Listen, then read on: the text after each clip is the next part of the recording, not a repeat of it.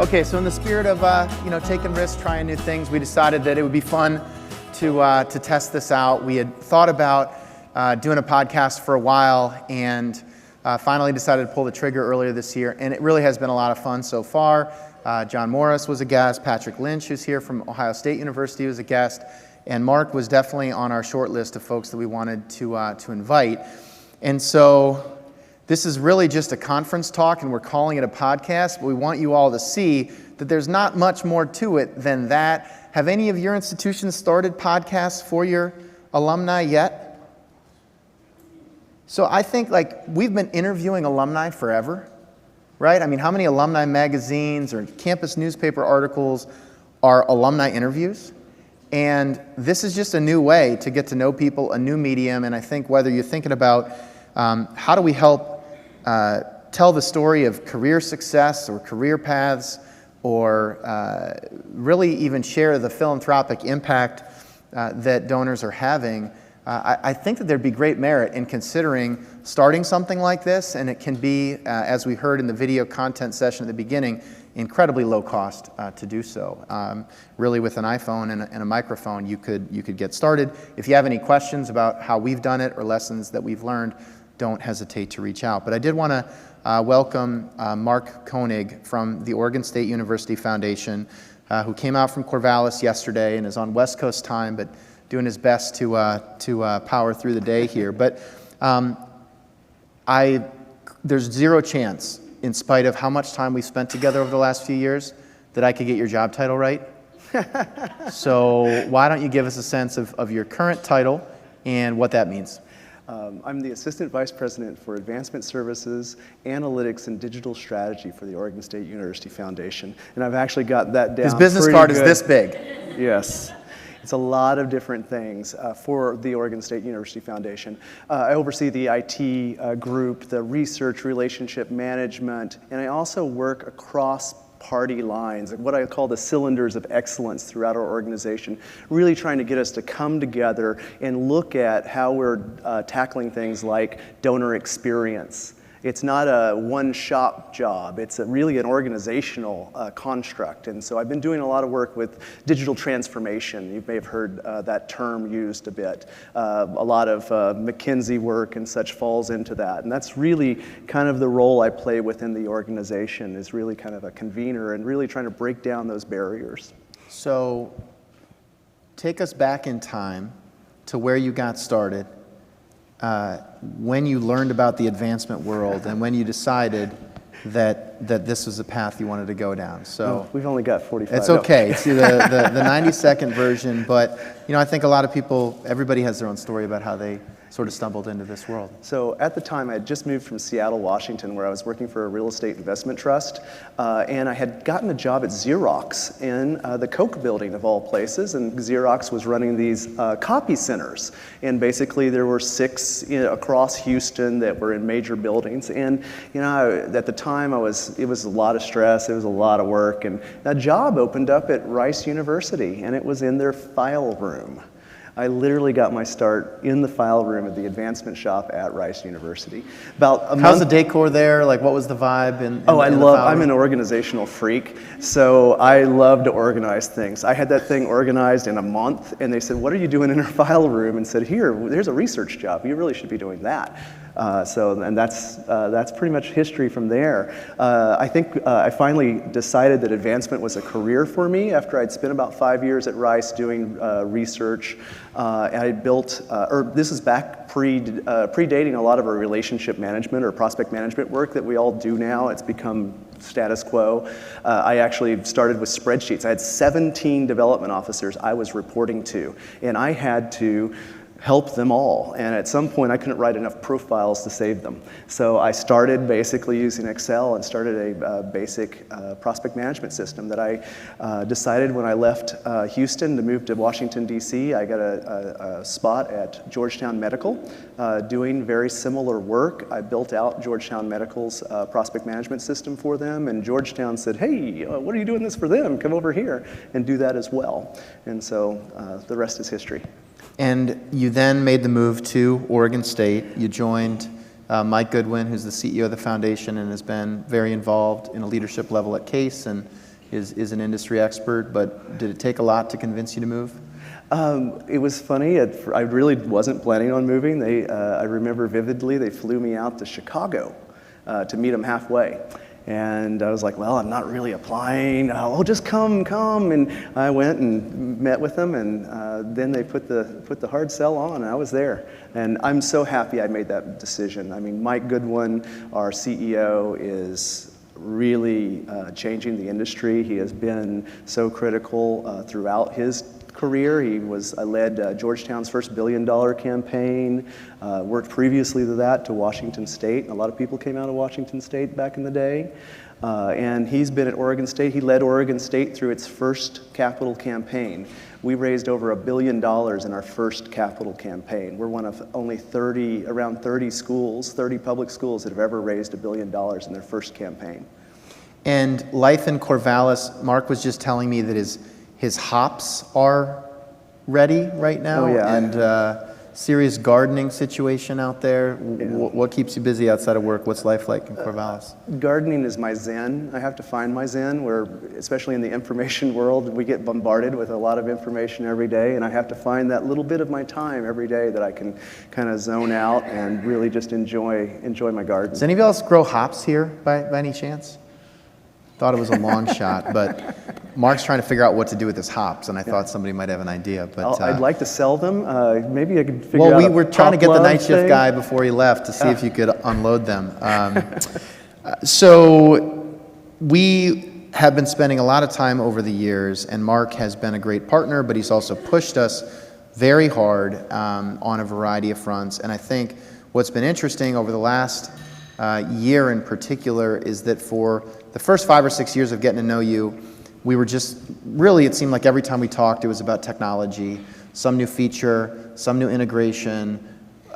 It was just so much about technology. And I think over the last year in particular, we've almost spent no time talking about technology, and we've spent so much more time talking about just really flaws in strategy, not necessarily just at Oregon State, but industry-wide, and a big gap in how our org charts, John Morris talked a lot about talent, does not reflect, frankly, some of what technology allows us to do. We heard about it from HubSpot. We're obviously trying to pursue some of those same trends, but it's almost like the technology was behind in the sector for so many years. Now it's ahead, but the strategy hasn't evolved to reflect that, and the people we're hiring and the org charts haven't been adjusted to reflect that the new strategies. And so would love your perspective on just how that conversation has evolved over the last couple of years, not just with me, but in general, and how it makes you think about your role as somebody who's really been a technologist, but is now more focused on organizational change and design. Well, it's really about the people, process, and the tool. Sometimes the tool is the least important of the triad that I talk about. So as we see technology, I mean, how many of you have an old ERP system? How many of you have an ERP that's over 20 years old? Raise your hand.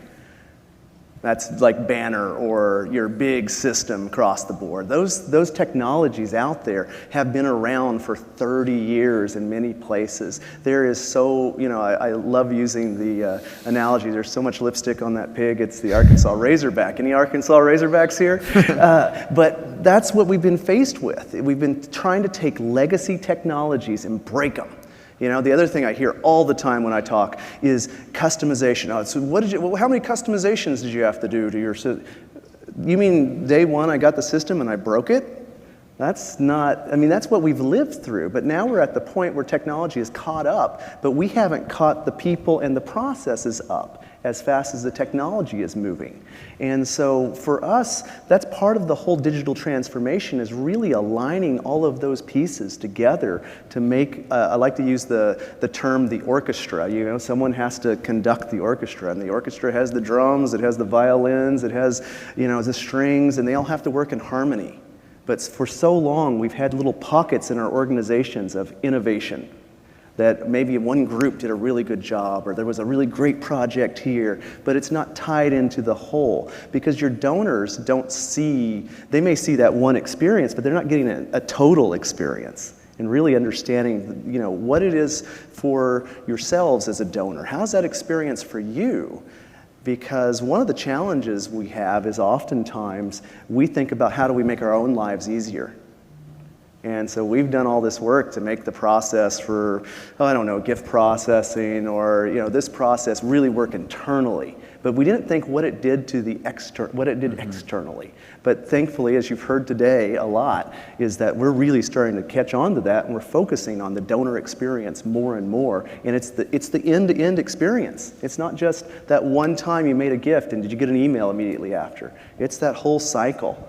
And for us, I think organizationally and advancement, we've done a really good job with the top 1%. In some cases, it's even a smaller percentage of that. But the experience, when you try to scale it, it starts to falter. We do a very good job with stewardship. But I will say that, unfortunately, there's only a few people in the department. At some point, we can get down to about 100K maybe. And then afterwards, what's the experience if you're a 25K donor versus a $25 donor? In some cases, I challenge you, it may not be much different. And that was something that we started talking about, and it was really eye-opening. And I do think that Oregon State is a classic example where, if you don't mind me sharing, revenue has been up, the campaign has been a success, and donor count has been declining. Retention rates have been challenged. And I think as you come out of the campaign, we've had a lot of conversations now about why it might be time to attack the middle of the pyramid, leveraging more of a funnel approach, leveraging new roles and new ideas.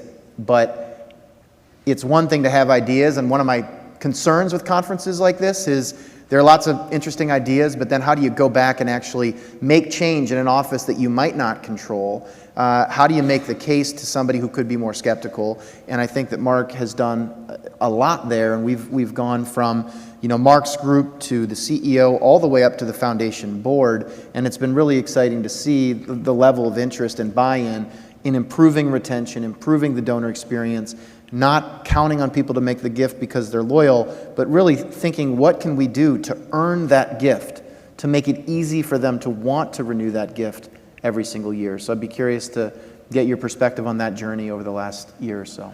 Well, for us, you're right. We have that major gift experience, and that's really been the points that we can get to, and we get the development officer, they're spending the time with you. But again, back to that 25K gift, I may get a thank you, I may get a note, but that's not really the You're not getting the Terra chips from JetBlue right. at the $25,000 level. Right, and how do we create that same experience? And it's more than we're going to send them another email. It's more than, we're already inundated, and there's a lot of challenges back to why the donor counts are dropping. I see competition. We have 1.5 million nonprofits approximately in North America alone. So guess what? They're all vying for your attention. Literally just got a call from a nonprofit that I support that actually I hadn't ever gotten a call from them before, but I got the call just a little while ago. And oh, can you give? That's real. We're getting calls daily. And so how do we create the relationship so we're top of mind? We're a top priority. And you've got to earn that trust. And it's got to be genuine and it's got to be authentic. It can't just be, oh, we're going to add another email or we're going to add a cute video in here. It's got to be thought out and intentional.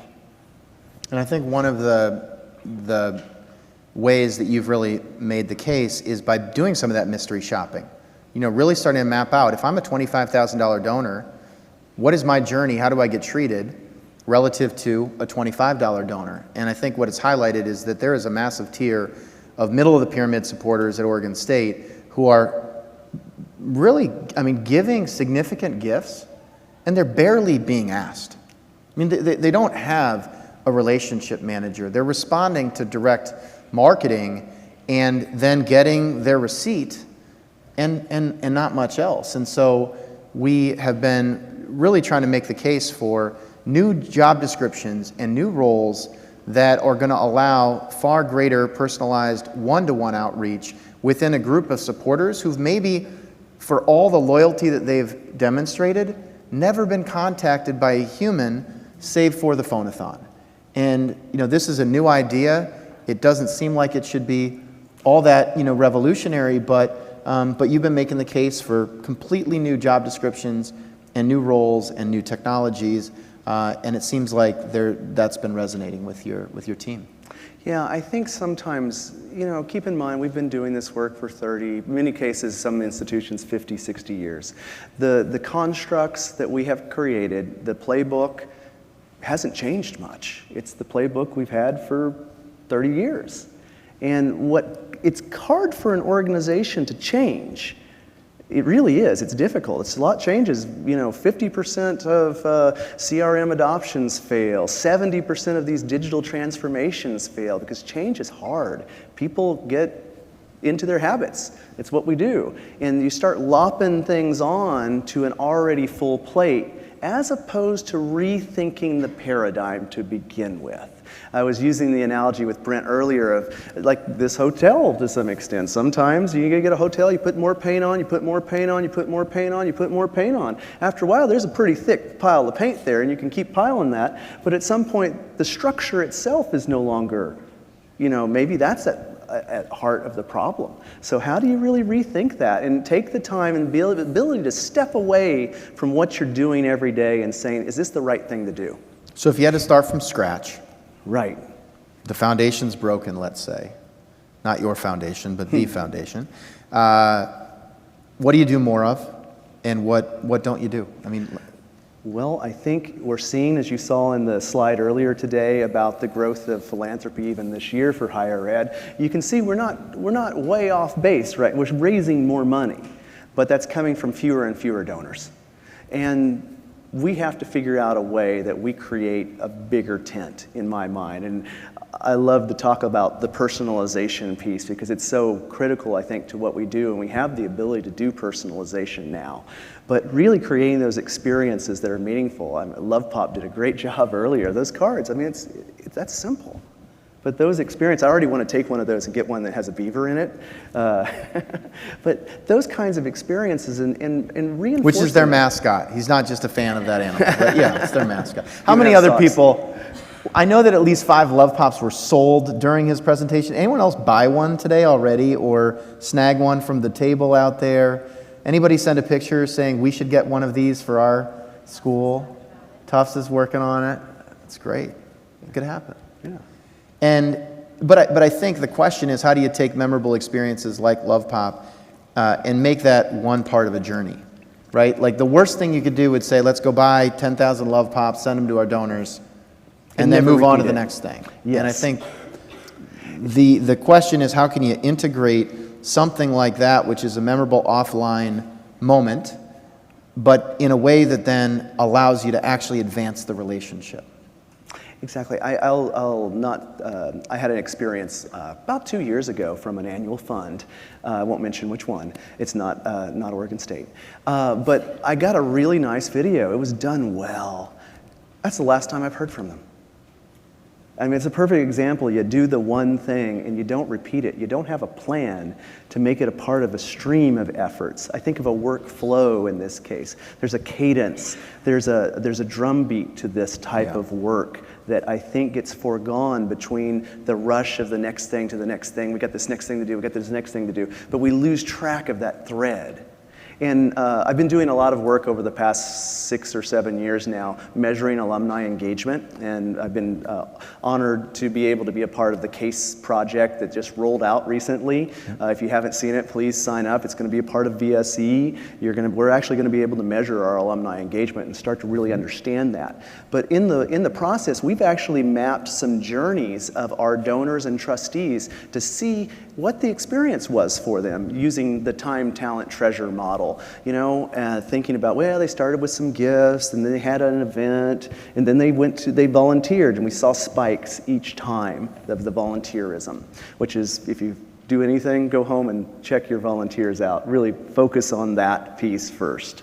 But you start to see that cadence, and you realize that there's a lot of pieces underneath that. That's the nice note, the video. Those pieces need to be woven into that fabric as well, because that's what's keeping people and creating that loyalty, and not just loyalty, but fandom, frankly. Yeah, and I think it's a little bit about what we heard from it in the HubSpot talk, which is when they actually cut the amount of email that they sent, it improved engagement. And I think that we went through this phase where we were all embracing one-to-many communications.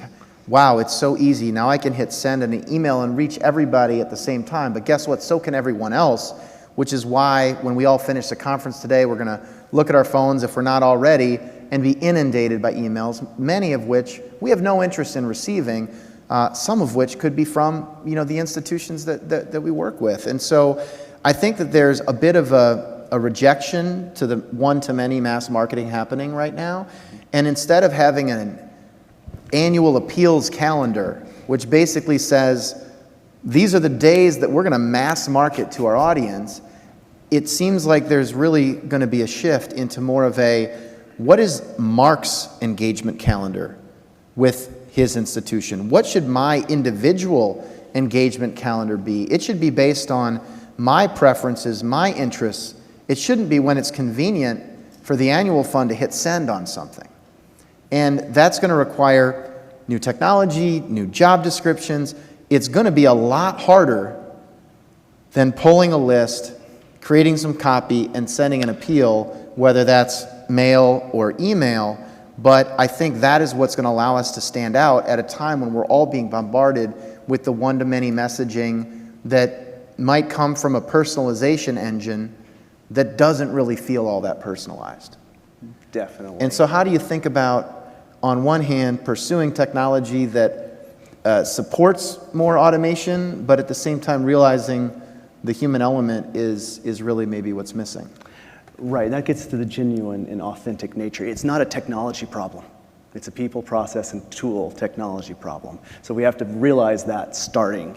And then to that point, I mean, what we're doing right now is we're taking a channel and we're running it dry. And then we're like, that channel's not working anymore. Oh, let me text everybody in the university, and I'll see a 500% increase from 0%. Of course you will. But along the way, you do something that I've always called slash and burn philanthropy. How many people are you upsetting by sending them a text to their private phone without explicit permission?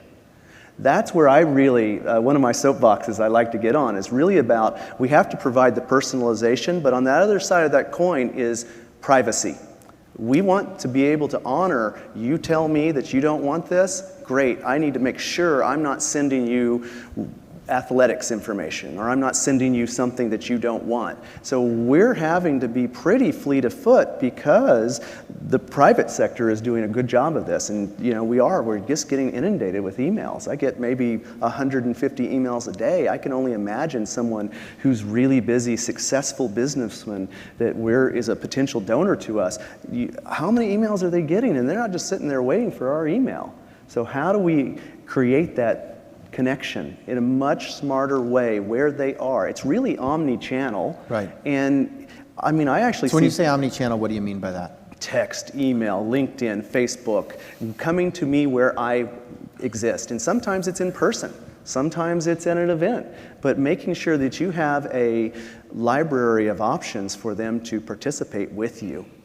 And we've been working on some new models to test this that hopefully a year from now we can be ready to share, if not sooner. But the idea is really, how do you create more of a concierge experience for many more of your constituents without having to get on a plane and go see them one by one, but also not having to hit send on an email that goes to 10,000 people. And so it's going to be a really defined experiment that hopefully we can share with all of you in many different formats. But it's really exciting, and at the end of it, we're just sitting here saying, how would we like to be treated? If we know that we don't want to be called at 6:43 p.m. on a Tuesday night without anybody giving me a heads up, because I would never call any of you at 6:43 p.m. on a Tuesday night. Well, maybe a couple of you I would, but you'd probably screen the call and maybe shoot me a text back, and then we could schedule a time. How do we want to be treated? How do you want to be treated as a recent grad? And what's really sad is when you interview recent grads who are a year out and you say, hey, how many of you have been asked to give by your college? And they all raise their hand. And then you say, hey, how many have been contacted to see how things are going now that you're out of school? And if there's anything they can do to help? No hands go up. Well, what if we did that? And actually, I just heard from Cornell, Ashley Budd is here, and they're going to start a campaign for the class of 2019, I hope it's okay to share, where they're going to do a text campaign to their recent grads, and they're going to say, how are you doing? How are you settling in? Is there anything we can do to help? And ask them permission. That's how you want to be that. treated. But that is not the way that it has been done, historically. And is that a career services job? Is that an annual fund job? Maybe that's an alumni relations job. I don't know. It's the donor can be supported, in these ways. So these are some of the things that we're going to try. And we believe strongly that in doing that, in treating people in a more donor-centric way, if somebody says, you know what, I love the Oregon State Beavers, well, cool. We've got some Oregon State socks that are even better than our socks here, and we're going to get those out to you. Or, hey, I just moved to San Francisco, and I'm really struggling to make connections. Well, hey, did you know that there are X number of people in your neighborhood? Could I be willing to make an introduction? There's so many things like that that can be done remotely that don't require the high cost of major gift fundraising that we think can be really efficient. And having a tool belt for these officers to be able to do that. Because right now, I think a lot of times if you're a telefund or if you're an annual giving caller, you're calling them for one reason. Can you renew or reactivate? And if somebody says, hey, Mark, appreciate the call, but I just lost my job, what do you say? Oh my. I am so sorry. But I mean, it's right. We don't necessarily put the dots together and help them. Oregon State University can help that person that just lost their job, but that caller can't. Right.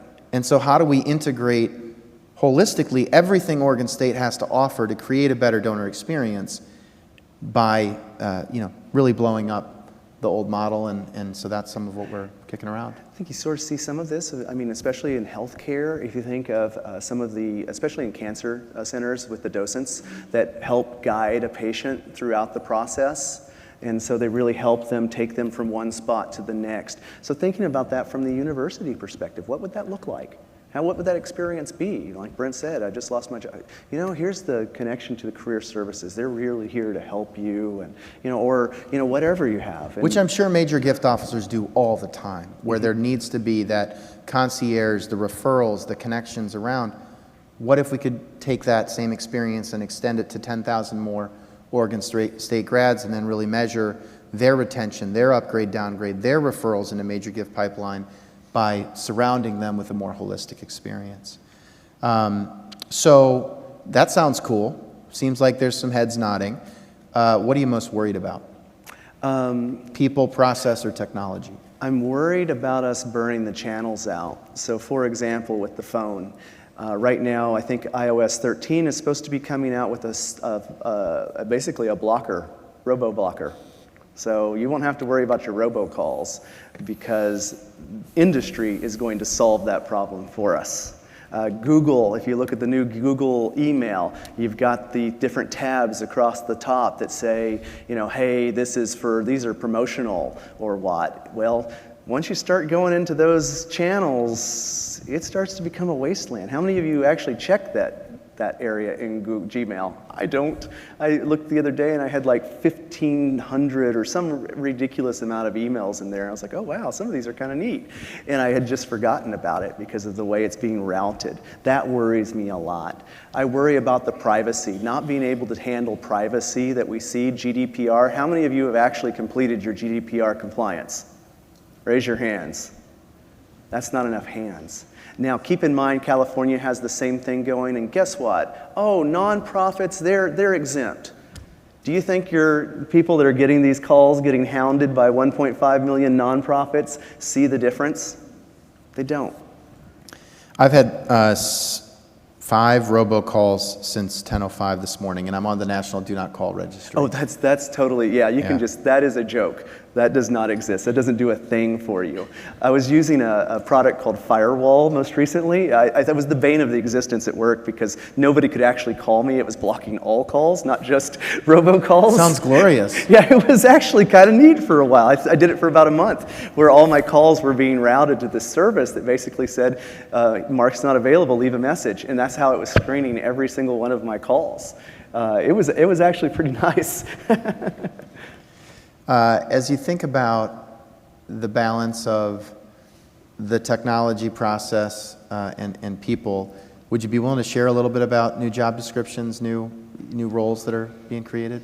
We're looking at these concierge roles. Yeah. We're still trying to figure out how, what the title is. Right now why don't we just call them what we've called them this time, or call them, it's a really different position. We're not, again, putting more paint on the walls. We're really trying to rethink this and try something different. And really, you can't be afraid to try things. I like to quote Homer Simpson all the time, who says, "Never try, never fail."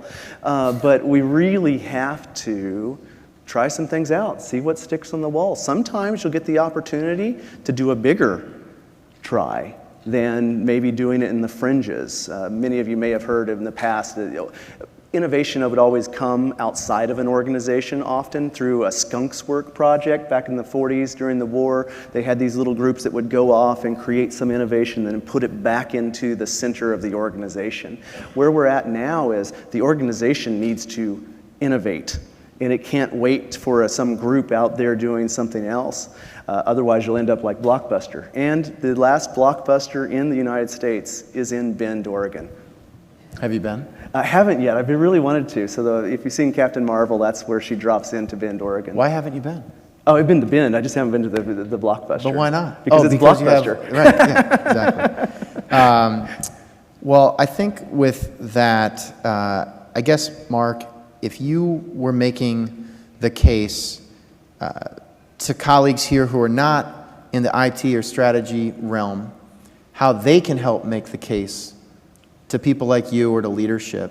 And at the same time, if there are people here that are more on the advancement services or IT side, prospect management side, how do they make the case from that perspective? Like, what do you think are the key messages that have allowed you to start to affect change? Somebody just out in the hallway said, hey, we're trying to move the cruise ship. We're trying to turn the cruise ship.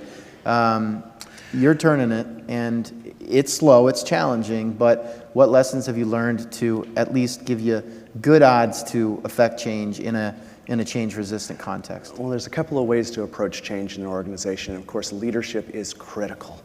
And thankfully, at Oregon State University Foundation, with Mike Goodwin and Sean Scoville, they have been very supportive of these endeavors. And that's really a great start. And sometimes if you're trying to eventually convince, sometimes I'm a big fan. I literally have a venture fund in my budget that I set aside, that I work with other departments and say, hey, we got this neat product. What do you guys think? Do you think we could do this? And I work with them. Sometimes they come to me, sometimes I come to them. And I say, hey, have you tried this out? You've never told me about this venture fund before. This sounds that's great. I used those some of my venture money early on for back in the day with EverTrue. Love it. Yeah. Anybody else have a venture fund we should know about? Anybody? No? It's actually, there was a really good article recently in McKinsey, I believe, talking about those and how you can really drive innovation through that. But there's a number of ways. You're not all going to get the chance to, start from the top. So sometimes start to show some efforts on the side of, and the other part is really working with your colleagues across the aisle, creating those partnerships. I know how hard it is. Trust me, every day you've got so much to do, so many emails. I could just get this done and I wouldn't have to go talk to that department over here. Bring them in. Do things that are fun. You do fun things from them. I mean, we went through a CRM migration, and one of the things we had every Friday that helped drive the project was a Popcorn Fridays. I went and bought a popcorn machine, brought people down. Popcorn draws people in. We still have, it actually broke the other day after about 4 years, and we bought a brand new one, partly because of all the different efforts that we're doing. We want to keep that thing going, because every Friday we do a Popcorn Friday, we roll out a new feature, a new technology, a new upgrade, or a new what with all the products that we have. And it helps the staff learn about these things and really kind of creates that community. You need the community to do this. It's not a singular sport. It's a group sport. When you think about the friction points in either the Oregon State funnel or what you have observed through all of the leadership that you've done in Case District 8 and beyond, if you think about engagement, if you think about the qualification, the assignment, the solicitation, the retaining, where do you feel like the sector has the most opportunity to improve? Like, I know your team has been really deliberate, similar to what we heard from Iowa, similar to what we've experienced with Oklahoma State and others, to really have a prospect management team that is not reactive, focusing on bios all day, but is really proactively saying, what are we raising money for? How do we mine the data? How do we get those people in a portfolio? And then how do we follow up? And that can really seem like a make or break kind of function in the funnel that I think we've had experience with. I think the institutions that really have that proactive prospect management, prospect research teams, they're the ones where we can really put hard dollars and ROI on the work. Otherwise, that can be a little tricky. But like, what's your take when you think about engagement, qualification, assignment, and closing, where the biggest opportunity might be? Well, what's interesting there is research. I've been telling my research staff for 10 years that it was changing. It's already changed, and in many ways, the roles there's ways to think differently about that. We're working right now with, we're working on machine learning to really start to automate some of these processes, to where we need individuals who are really going to take that information and that data and make strategic decisions from. I don't, the idea that we need someone to look up on Google, anybody can do that. We don't need staff sitting there typing into Google search keys. We can start to understand how to change that, and then what we really need are these analysts that are doing the kind of, who's the right person to put in this portfolio. I know Joe would be really good with this person, this donor, and really taking that upper level thinking. But it's been a challenge, partly because we're used to, some people are addicted to those research profiles. How many of you do those event bios? Those things are, I feel your pain. Really, does anyone have time to read 45 bios before they go step into that room? No one does that. Maybe they do if they enjoy reading, but very few times I've seen those actually used, but we spend hours doing that, hours. And, I went back. So why not go back Monday and say, hey, good news, no more research bios? What would happen? We're working on programming those away. So that's one of the things that we've got on our plate right now is how do we figure out how to automate that? There should not have to be human involvement in that. That should be no different than we take the information in from Eventbrite, it goes into the system. Mm-hmm. The system then spits out your report with pictures and everything else, and you take a look at it, you read it quickly, you're done. Because that's really what people want. They want to know, okay, what's he look like, and what's the next steps? Mm-hmm. Those are all fields in your systems. That's what you should be doing anyway. Yeah. You don't have to worry about dangling participles or, misspell. Trust me, there was a time where they really, the Oxford comma was a bane of my existence. So in conclusion, any closing thoughts as you think about where the sector's headed over the coming years, or where you'd really like to take things at Oregon State? Well, the sector, it's really, I think we're going to be spending a lot of time really understanding the engagement that we do. The alumni association, the value of the alumni association in the 21st century. Really understanding that relationship and how they can help in this as well. I know many institutions have them separated and there's a disconnect, and we have a combined model now, which has been really good for advancement. And we're going to see more of evolution of advancement, I believe, in the coming years.